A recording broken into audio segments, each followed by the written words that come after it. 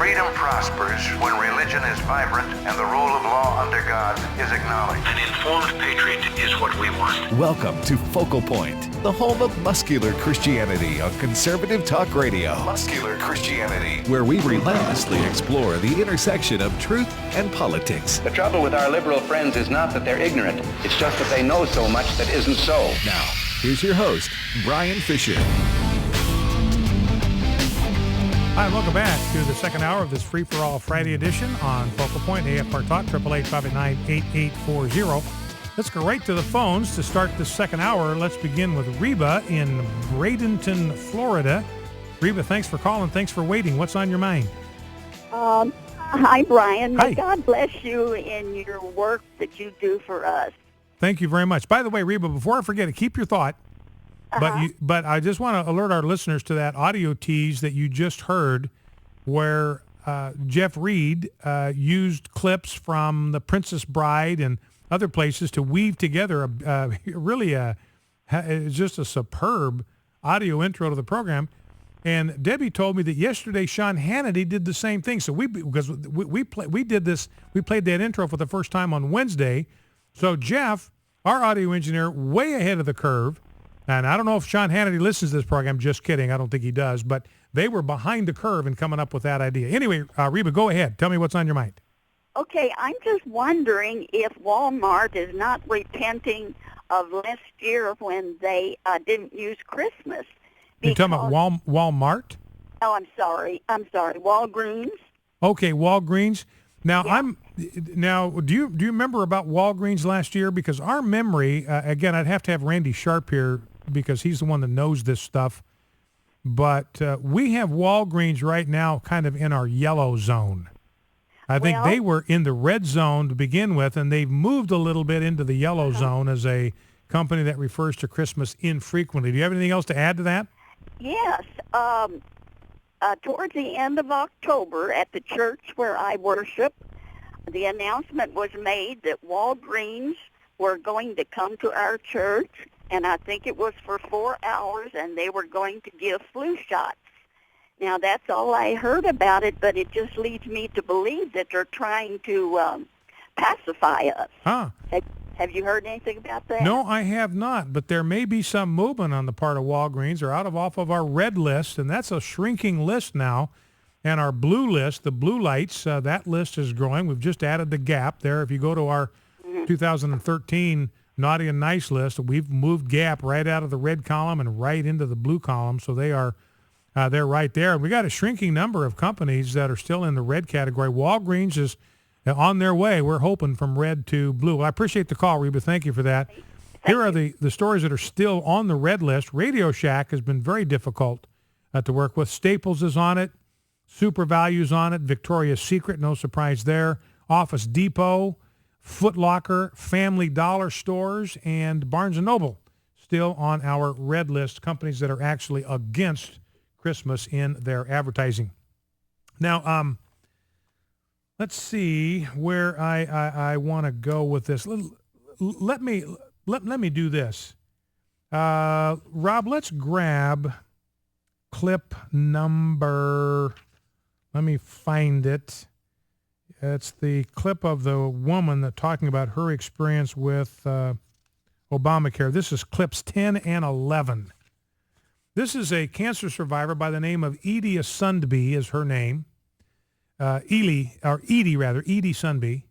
She has a very severe form of gallbladder cancer. She's been fighting this thing for 5 to 7 years. She's been able to access the best oncologist really in the world at Stanford Medical Center down at University of California, San Diego.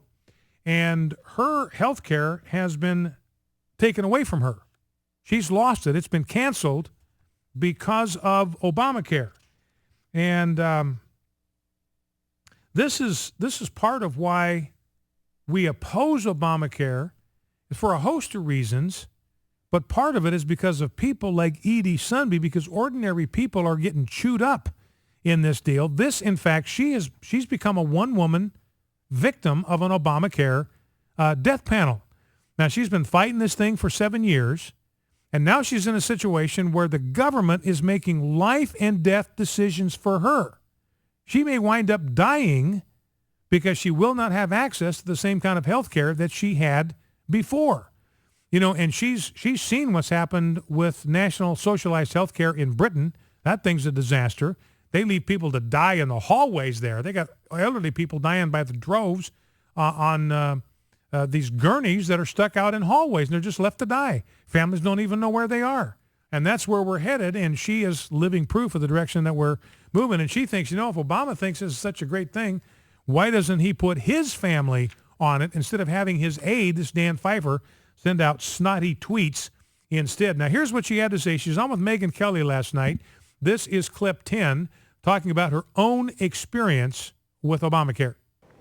Well, I'm very, very grateful to be alive. And I know how lucky and blessed I am to be alive. And the two things I think that are of utmost importance, the reason I'm alive today, is because of my medical insurance and because of my doctors.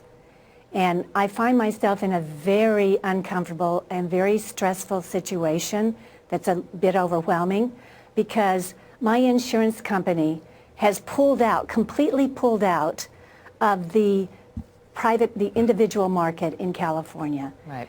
And that's United Healthcare. They're the largest insurer in the country. They're pulled out completely from the individual market in California, so they're gone. And of course, my policy is gone. I have a termination letter, a cancellation letter, just like the other 10 to 15 million Americans out there that are receiving these cancellation letters. So I don't have my insurance company that I love. I do not have the medical policy, the health policy that I love and trust.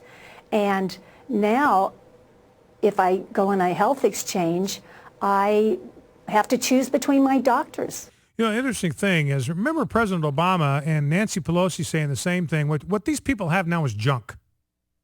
They're going to be better off when they get done because they've got junk policies. They're terrible policies. They don't have any idea the favor that we're doing for them by taking away their insurance because it'll be replaced by something that's cheaper and better. And she's saying, I loved my insurance policy. It kept me alive.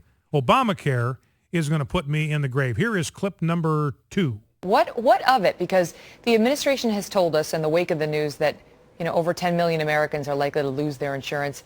These are lousy plans. These were substandard plans that needed to go, and they're doing people a favor, basically, by forcing you off of them. That's absurd. And frankly, it's condescending because it's not true. And, you know, I feel like I'm a loser in this because I've lost my medical insurance and and potentially could lose my doctors. But really, I think the biggest loser here is trust and respect for government, trust and respect for our leaders. And I hate to say that. I really hate to say that. My plan, and I can only speak from my plan and my story, but my plan was fabulous. I took out this plan. It was a catastrophic PPO plan with United Healthcare called Pacific Care because it's California market. And since 2005, it has been fantastic, giving me total freedom to choose. I have been, with this plan, I've been to Sloan Kettering in New York. I've been to MD Anderson in Houston because I have a very rare and very aggressive cancer, gallbladder cancer. And she said, I love my plan.